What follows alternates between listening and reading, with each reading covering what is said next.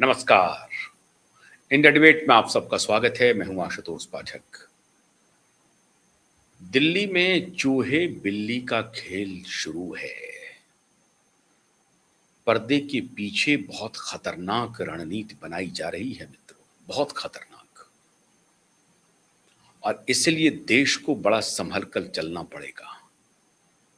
सरकार से जो गलतियां हुई हैं वो कहीं कोई ट्रिगर पॉइंट न बन जाए और मामला किसी दूसरे रास्ते पर न निकल पड़े। इसलिए सरकार को चाक चौबंद रहना पड़ेगा, क्योंकि अब जो मैं आपसे बात करने जा रहा हूं वो बेहद खतरनाक है और बेहद महत्वपूर्ण है।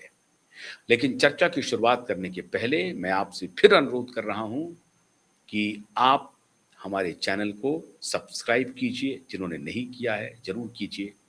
हमारे फेसबुक पेज को फॉलो कीजिए, हमारे एक्स हैंडल को फॉलो कीजिए और हमारा जो ओटीटी प्लेटफॉर्म है QY.in अंग्रेजी में उसे फॉलो कीजिए और प्रकाश TV.in हिंदी में उसे भी जरूर फॉलो कीजिए। अब महत्वपूर्ण जो चर्चा है उसकी शुरुआत करते हैं। कल दिल्ली हाई कोर्ट में एक याचिका लगाई गई, कल का कल, कि 20 जुलाई का जो प्रदर्शन हुआ है दिल्ली में, उस प्रदर्शन में पुलिस ने बर्बरता की है और उसमें कई घायल हुए हैं। उसका वीडियो लेकर के पहुंचे थे Delhi high court. Delhi high court के श्रीमान चीफ जस्टिस दीपेंद्र उपाध्याय और जो दूसरे एक और उनके साथी जज थे, दो सदस्यीय बेंच था। उन्होंने याचिका को जैसे ही देखा उन्होंने कहा कि आप बेकार में आप इस मुद्दे को यहां लाए हैं, हमें क्यों घसीटना चाहते हैं, अदालत को क्यों घसीटना चाहते हैं, इसका कोई मतलब नहीं है, पुलिस का वीडियो हमें क्यों दिखा रहे हैं। याचिकाकर्ता की अपील थी कि आप ये आदेश दीजिए कि पुलिस ज्यादती ना करे।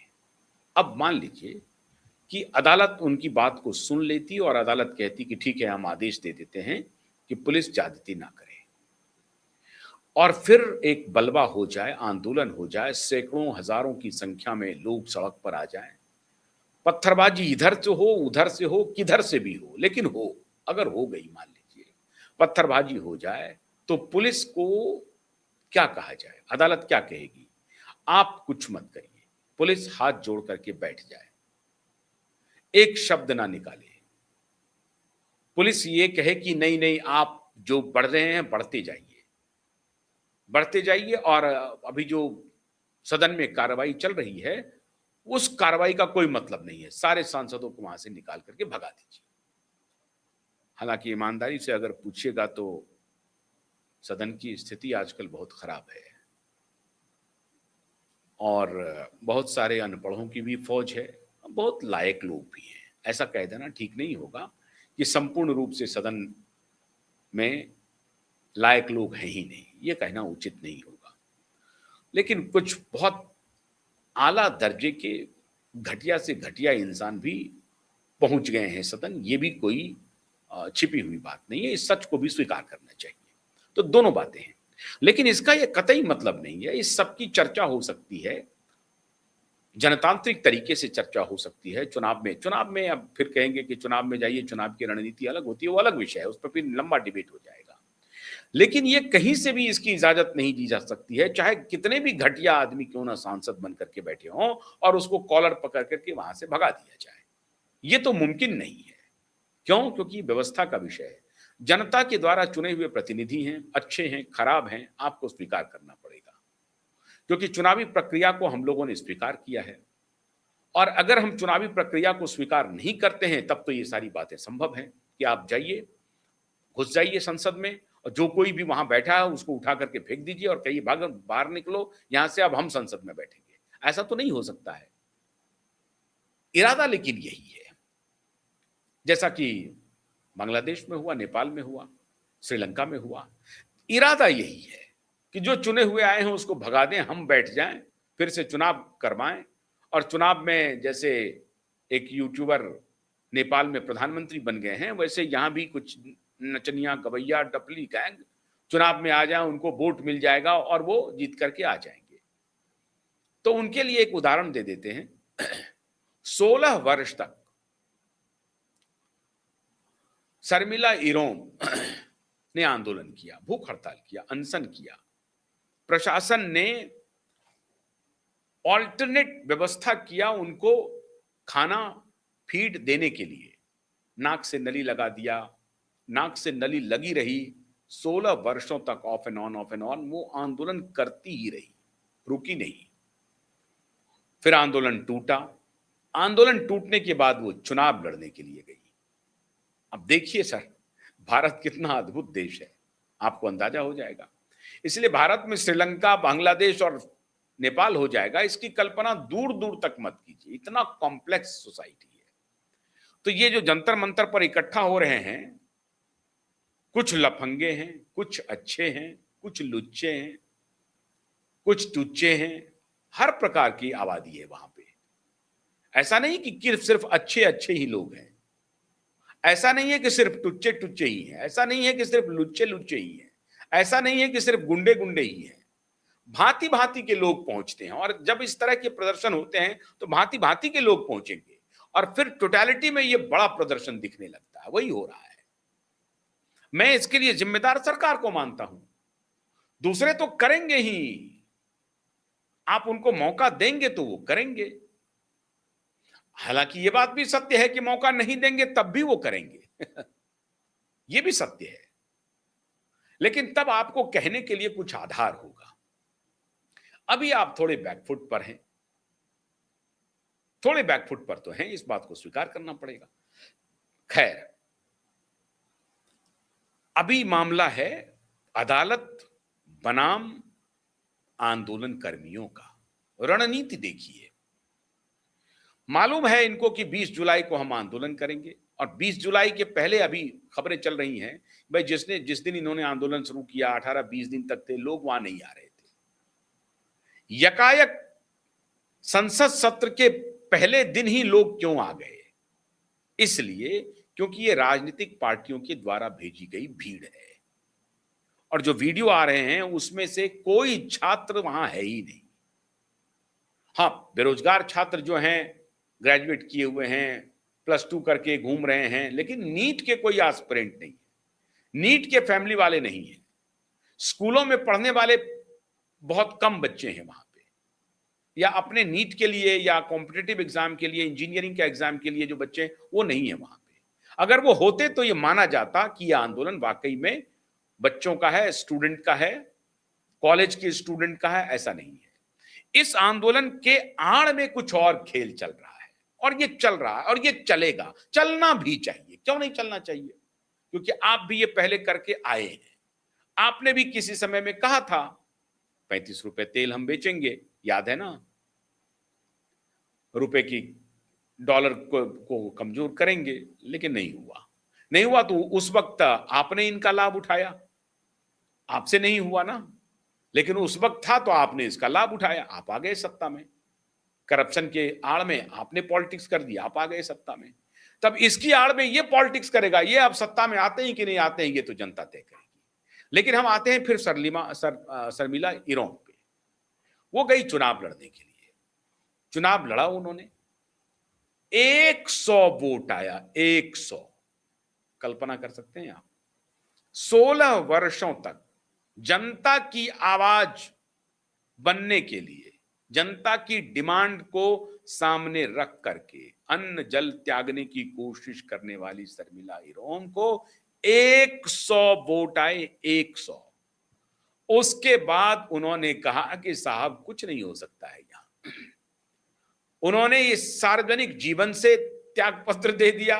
त्यागपत्र का मतलब तिलांजलि दे दी सार्वजनिक जीवन को, किसी मुद्दे को उठाने की बात छोड़ दी, और उसके बाद शादी कर ली। आज वो 2 बच्चे की मां है।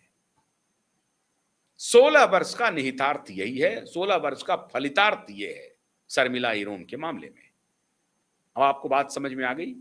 अब इसके आगे आइए, मैं एक और प्रकरण सुनाता हूं, तब मैं आऊंगा चुनाव, सीजेपी और अदालत और सुप्रीम कोर्ट, हाई कोर्ट पे। 1986 में राजीव गांधी ने जो साहवानो केस था, सुप्रीम कोर्ट ने ऑर्डर किया था कि भाई इनको कंपनसेशन दिया जाए, और क्लर्जी जिसको कहते हैं मौलवियों ने विरोध खड़ा कर दिया, हंगामा बरपा दिया कि सुप्रीम कोर्ट कैसे तय कर सकता है, हमारे यहां तो सरिया चलेगा, मुस्लिम पर्सनल लॉ चलेगा, इनके लॉ को हम नहीं मानेंगे। और इन मौलवियों के दबाव में श्रीमान राजीव गांधी ने सुप्रीम कोर्ट के कानून को बदल दिया। अपनी मेजॉरिटी का दम था, बदल दिया, कहा कि नहीं मानते हैं हम सुप्रीम कोर्ट के आदेश को, बदल दिया। इस बदलने के बाद उनके मंत्रालय में जो सबसे यंग मिनिस्टर थे, मोहम्मद आरिफ मोहम्मद खान, उन्होंने इस्तीफा दे दिया। उन्होंने कहा कि भाई ये क्या कर रहे हैं आप कट्टरपंथियों के सामने घुटने टेक रहे हैं, ये गलत है। सुप्रीम कोर्ट ने निर्णय दिया है, कानून सम्मत निर्णय है, लेकिन एक सेक्ट, एक संप्रदाय विशेष कह रहा है कि सुप्रीम कोर्ट के निर्णय को हम नहीं मानेंगे, तो आप उनके सामने घुटने टेक रहे हैं। ये आज जो फुंसी दिखाई पड़ रही है, कल ये बड़ा घाव होगा और ये जहर इस तरह से फैलेगा आप उसको रोक नहीं पाएंगे। और यही तो वो टेस्ट एंड ट्रायल कर रहे हैं कि भारतीय समाज कितना हमें स्पेस देता है, और अगर आपने उन्हें स्पेस दे दिया, फिर ये ऑर्थोडॉक्स, फिर ये कट्टरता बढ़ती रहेगी। और आज इस्लामिक कट्टरता का ये स्वरूप भारतीय जनमानस देख रहा है। इस बात की चर्चा आरिफ मोहम्मद खान ने 1986 में ही की थी और वो इस्तीफा दे दिए। लेकिन मैंने इसका जिक्र क्यों किया, आज के इस प्रकरण से उसका क्या संबंध है, ये मैं बताने की कोशिश कर रहा हूं। तो जब वो इस्तीफा दे दिए तो ये जिम्मेदारी सौंपी गई नरसिम्हा राव को और कहा कि भाई उनको मनाइए। बहुत लोगों ने मनाने की कोशिश की, उन्होंने फोन ऑफ कर लिया। नरसिम्हा राव ने आरिफ मोहम्मद खान को कहा कि भाई ये कौम अगर गटर में रहना चाहती है तो तुम इस कौम को गटर से क्यों निकालना चाहते हो? तुम्हारी कौम गटर में रहना चाहती है। और ये बयान स्वयं आरिफ मोहम्मद खान ने पब्लिकली दिया कि यह उन प्रधानमंत्री का मुझे दिया गया बयान था। मतलब पूर्व प्रधानमंत्री, बाद में प्रधानमंत्री बने नरसिम्हा राव, उस वक्त प्रधानमंत्री नहीं थे, वो मिनिस्टर थे। उन्होंने मुझे कहा कि तुम्हारी जिंदगी पड़ी हुई है, अभी तुम सबसे यंगेस्ट कैबिनेट में शामिल हो, मिनिस्टर हो, क्यों तुम ऐसा कर रहे हो, क्यों इस्तीफा दे रहे हो? लेकिन वो उसूल पर टिके रहे, उन्होंने इस्तीफा दिया, कहा कि ये गलत है तो गलत है। अब इसका तात्पर्य क्या है? इसका तात्पर्य यह है मित्रों कि जो समाज या जो पार्टी एक ऐसे मुद्दे के सामने घुटने टेक देती है जिसका सत्य से कोई लेना देना नहीं है, अन्याय और अत्याचार पर खड़ा है, तो उसको कीमत चुकानी पड़ती है। आज कांग्रेस पार्टी को उसकी कीमत चुकानी पड़ रही है। आज की परिदृश्य में ये जो परिस्थिति है, फिर एक झूठ का सहारा लिया जा रहा है। ये जो पार्टी छदमी पार्टी बनकर के आई है, इन्होंने बहुत रणनीति के तहत हाईकोर्ट में फाइल किया याचिका और कहा कि ये पुलिस ज्यादती कर रही है। पुलिस भी घायल है, उसके वीडियो घूम रहे हैं। पत्थरबाज पत्थर आया, एक कह रहा है कि पुलिस लाई, एक कह रहा है कि ये पत्थर लेकर के आए, पत्थर बरसाया, पत्थर लगे, उसके भी वीडियो है। लेकिन बहुत स्ट्रैटेजिकली एक याचिका डाली गई अदालत में, ताकि अदालत अगर सुनती है, कोई आदेश देती है तो भी बल्ले बल्ले, अगर नहीं सुनती है, कोई आदेश नहीं देती है, तब तो हमारी बल्ले ही बल्ले है। क्यों बल्ले ही बल्ले है? सुन करके कुछ आदेश देती है कि नहीं, पुलिस को कहती है कि नहीं आप इसका काम कीजिए। और उसके पहले मैंने बता ही दिया कि अगर पुलिस को यह कह भी दिया, आदेश दे भी दिया, तो क्या पुलिस करेगी? अदालत के आदेश को मानते हुए लाठी नहीं चलाएगी। पुलिस हमेशा चाहती है कि लाठी न चले, उनको बल प्रयोग न करना पड़े। लेकिन जब स्थिति हाथ से अनियंत्रित हो जाती है, नियंत्रण से बाहर हो जाती है, तो फिर पुलिस के पास कोई चारा नहीं बचता है और पुलिस बल प्रयोग करती है। यहां तो स्थिति यह हो गई कि पुलिस के ऊपर हमला हो गया। ऐसा नहीं था कि बैरिकेटिंग को एक लेयर, दो लेयर को तोड़ करके संसद भवन तक पहुंच गए। इतना ही नहीं था, पुलिस के ऊपर हमला भी हुआ। ऐसी परिस्थिति में जब आप बैरिकेटिंग तोड़ते जाते हैं और आखिर में संसद भवन कूच कर रहे हैं, संसद भवन में प्रवेश करने की बात कर रहे हैं, पुलिस के पास कोई चारा नहीं था आंसू गैस छोड़ने के अलावा और वाटर कैनन का इस्तेमाल करने के अलावा या आपको पिटाई करने के अलावा। क्या कोई रास्ता नहीं हो सकता है? और जहां हजारों की भीड़ आ जाए तो। लेकिन इसमें कह रहे हैं कि अदालत आदेश दे। क्या मतलब है इसका? अदालत का आदेश अगर आ भी जाए तो इसका मतलब क्या है? क्यों गए थे आप? नियत देखिए, क्यों गए थे आप? अगर अदालत आदेश भी देगा तब भी पुलिस के सामने अगर ऐसी परिस्थिति आएगी तो पुलिस को वही जो सेट पैटर्न है उस पर ही चलना पड़ेगा और कोई दूसरा रास्ता नहीं है। या तो पुलिस मार खाए वहां पर, या पुलिस हट जाए, हजारों की भीड़ को छोड़ दे और हजारों की भीड़ जो इंस्टीट्यूशंस है उस पर कब्जा कर ले, उसको तोड़ दे, उसको आग लगा दे। ये कहलवाना चाहते हैं आप अदालत से कि नहीं, किसी भी परिस्थिति में पुलिस जो है बल का प्रयोग न करे? ऐसा अदालत कह सकती है? आप बताइए कि कह सकती है? मैं आपको जो बताना चाह रहा हूं कि इसके पीछे का छद्म देखिए, छद्म को देखिए और समझिए। ये डीप स्टेट की प्लानिंग समझिए, रणनीति समझिए। इसको ना नीट से लेना देना ना है, ना इसको एजुकेशन मिनिस्टर से लेना देना है, ना इसको मोदी से लेना देना है। कहानी देखिए कितनी बड़ी है कि ये अदालत में जाकर के इस मुद्दे को आउट ऑफ प्रोपोर्शन इसको फ्लैग करना चाहते हैं कि अदालत के आदेश के बाद भी पुलिस ऐसा कर ली। अगर देती है तो, अगर नहीं देती है तो अदालत देखिए, इस देश में अदालत जो है वो खत्म हो गई है। न्याय की जो संस्था है वो खत्म हो चुकी है और मोदी ने न्याय की संस्था पर कब्जा कर लिया है। ये नैरेटिव चलाएंगे। अच्छा, हाईकोर्ट में गए, हाईकोर्ट ने कहा कि do not drag me unnecessarily in this matter. आप क्यों मुझे ड्रैग कर रहे हैं, क्यों वीडियो दिखा रहे हैं? हटा दिया। वहां से बात बनी नहीं। आज ये पहुंच गए सुप्रीम कोर्ट और सुप्रीम कोर्ट में कहा कि अर्जेंट इसकी हियरिंग कीजिए। जयमाला बागची, सीजेआई सूर्यकांत और एक और जज है, इन तीनों 3 सदस्यीय बेंच में ये मामला गया। सीजेआई सूर्यकांत ने कहा do not waste my time and do not waste your time. Delhi high court ने ऑलरेडी आपको कह दिया, फिर आ गए हमारे पास। क्यों आए हैं? बस यही सुनने के लिए वो गए थे कि अर्जेंट हियरिंग हो जाए इसके ऊपर। अगर हियरिंग हो जाती है तो ये नैरेटिव बनाएंगे कि अदालत हियरिंग कर रही है, पुलिस के ऊपर आदेश होगा, ऐसा होगा, मोदी की हार हो गई, मोदी के पुलिस, अमित शाह के पुलिस को अदालत का ये रुक हुआ, ये हुआ। होना कुछ भी नहीं है। अदालत के आदेश के बाद भी पुलिस ऐसा कर रही है। मतलब हर दिन कोई ना कोई मुद्दा बना करके पब्लिक के बीच में नैरेटिव सेट करते रहना है, बाजार को अपने कब्जे में करते रहना है। कौन सा बाजार? नैरेटिव का बाजार, सूचना का बाजार। सूचना के बाजार को अपने पक्ष में बनाए रखना है। सूचना का बाजार किसी दूसरे पक्ष में, किसी दूसरे मुद्दे पर ना ट्रांसफर हो जाए। ट्रांसफर मतलब जो मीडिया है, जो सोशल मीडिया है, हम चर्चा कर रहे हैं, मजबूरन हमको चर्चा करनी पड़ रही है। तो ये चर्चा हर टेलीविजन चैनल में हो, अखबारों में हो, डिजिटल प्लेटफॉर्म पे हो, जहां भी हो, ये चर्चा में बने रहें। और वो चर्चा में इस तरह से बने रहें कि अदालत ने डिक्लाइन कर दिया, अदालत तानाशाही हो गई है। अदालत को देखिए साहब, सरकार ने अदालत पर कब्जा कर लिया है। और ये सीजेआई सूर्यकांत, इन्होंने ही कहा था कॉकरोच है ये लोग। इन्हीं के कहने पर तो हमने पार्टी बनाई थी। और देखिए अब ये कह रहे हैं कि do not waste my time and do not waste your time. देख रहे हैं इनको? ये वाकई में हम लोगों को कॉकरोच समझते हैं। और ये नैरेटिव जितने बेरोजगार युवा हैं, जितने मजदूर हैं, उनको भी जाकर के कहेंगे। पढ़े लिखे बेरोजगार युवाओं में तो ये घुसाएंगे ही, मजदूरों में घुसाएंगे। और उसके बाद किसानों को भी कहेंगे कि देखिए साहब, हमारी आपकी कोई औकात नहीं है इस देश में।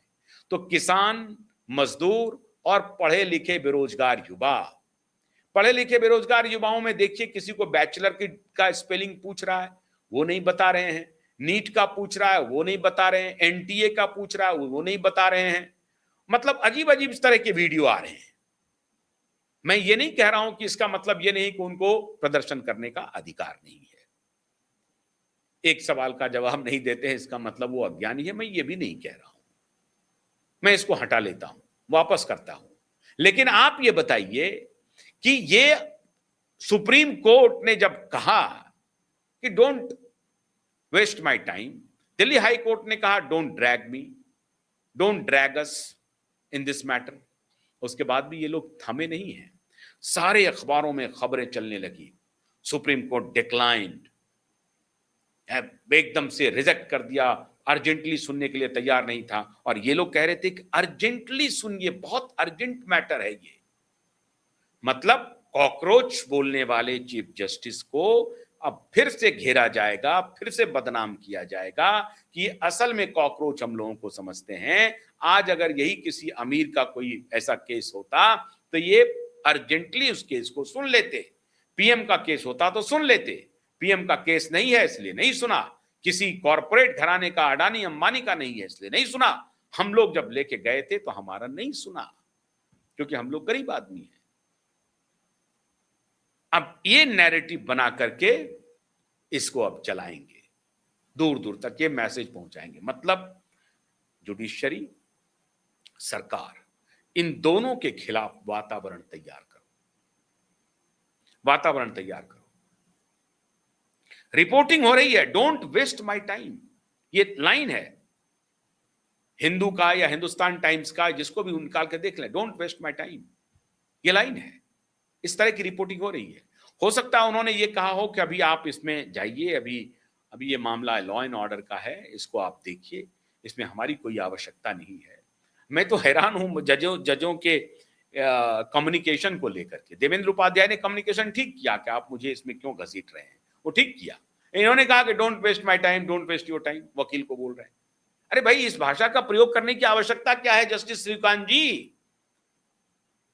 अभी भी आप कम्युनिकेशन को समझ नहीं पा रहे हैं क्या? घात लगाए बैठे हैं लोग। क्या आप एक गलती करें नहीं कि बवाल खड़ा करें? फिर भी आप कम्युनिकेशन को समझ नहीं पा रहे हैं। क्या कम्युनिकेट करना चाहिए, किस भाषा में करनी चाहिए? अभी तो हुआ, एक ने किसी ने गाली दे दिया आपके इसमें आकर के, तो आपने कहा कि नहीं कोई बात नहीं है, वो फ्रस्ट्रेशन में है, गुस्से में है, कोई बात नहीं, छोड़िए, जाने दीजिए। ये बड़ा अच्छा कम्युनिकेशन था। लेकिन उसका कहानी अलग है, वो अभी जेल में है, पता नहीं प्रबल प्रताप सिंह, जो गाली गलौज करके गया था। अब ये भी अद्भुत है, कोर्ट ने कोई कार्रवाई नहीं की है, लेकिन पुलिस उसे गिरफ्तार किए हुए है। अब किस बिना पर गिरफ्तार किया है भगवान जाने। जबकि ये केस लॉ है कि अगर सुप्रीम कोर्ट में कोई गाली गलौज, प्रेमिसेस में कोई गाली गलौज कर देता है जजेस के खिलाफ, तो जब तक जज न कहे तब तक उसके खिलाफ कार्रवाई नहीं होगी। अब ये केस लॉ कितना महत्वपूर्ण है, मुझे जो जानकारी है, अब एग्जैक्ट केस लॉ मैं वकीलों से पूछ करके ही आपको बताऊंगा, लेकिन यह है जानकारी कि अगर सुप्रीम कोर्ट में किसी ने जज के खिलाफ कोई आरोप प्रत्यारोप किया है या अब्यूसिव लैंग्वेज का इस्तेमाल किया है, तो वो तब तक उसके खिलाफ कार्रवाई नहीं होगी जब तक वो जज महोदय या दूसरे जज महोदय इसको सुओ मोटो लेकर के या इस पर एक्शन लेकर के उसके खिलाफ कार्रवाई का आदेश दे। लेकिन वो जेल में है। खैर, मोटे तौर पर बात यह है कि don't waste my time and don't waste your time कहने की आवश्यकता नहीं है। इसको आप ऐसे कह सकते हैं कि ये मामला सरकार का है, आपका है। अभी वीडियो की बात हो रही है, इस पर हम करेंगे, अर्जेंटली नहीं। अभी आप करिए, आप आंदोलन करिए, कहीं कोई दिक्कत नहीं, आप प्रदर्शन तो कर ही रहे हैं, क्या दिक्कत है? ये सब कहने के बजाय, खैर जो भी कम्युनिकेशन हुआ एग्जैक्टली वो वीडियो मेरे पास नहीं है। मैं मीडिया की रिपोर्टिंग के आधार पर ये बोल रहा हूं, मीडिया की रिपोर्टिंग गलत भी हो सकती है, उसको छोड़ देते हैं। वो वीडियो एग्जैक्टली मुझे मिल नहीं पाया, मैं जब ये रिकॉर्ड कर रहा हूं आपके सामने। तो लेकिन प्लानिंग बहुत बड़ी है सर। प्लानिंग ये है कि कैसे भी करके जुडिशरी को डिफेम करो और ऐसे जगह पे लाके खड़े कर दो जहां जुडिशरी को या तो हमारे पक्ष में फैसला देना पड़े, और अगर हमारे पक्ष में फैसला नहीं दिया तो हम उसको डिफेम करने के लिए हमारे पास आधार बन जाए, और फिर फैलाएं कि मोदी ने सब कुछ को कब्जा कर लिया, अब तो सरकार बदलनी पड़ेगी, अब तो नहीं रुकेंगे, अब तो गांव गांव जाएगा। और वो जो आंदोलनजीवी हैं वो बोले जा रहे हैं कि ये आंदोलन तो अब घर घर पहुंचेगा, गांव गांव पहुंचेगा, हर चौक चौराहे पर पहुंचेगा, नुक्कड़ पर पहुंचेगा। खुश हैं, कुछ लोगों के ट्वीट में देख रहा हूं, आह्लादित हैं, प्रसन्न हैं, खुश हैं कि बड़ी भीड़ आ गई। यही तो हमारी तमन्ना थी। तमन्ना तब पूरी हो जाएगी जब शेख हसीना की तरह मोदी भाग जाएंगे। चर्चा हो रही है ना, बड़े बड़े पत्रकार लिख रहे हैं, शेख हसीना की तरह मोदी और शाह भाग जाएं, एसाइलम ले लें इंग्लैंड में जाके, तब तमन्ना पूरी हो जाएगी, छाती को ठंडक शायद मिलेगी। तैयारी वही हो रही है। इसलिए अब सीजेआई सूर्यकांत निशाने पर है।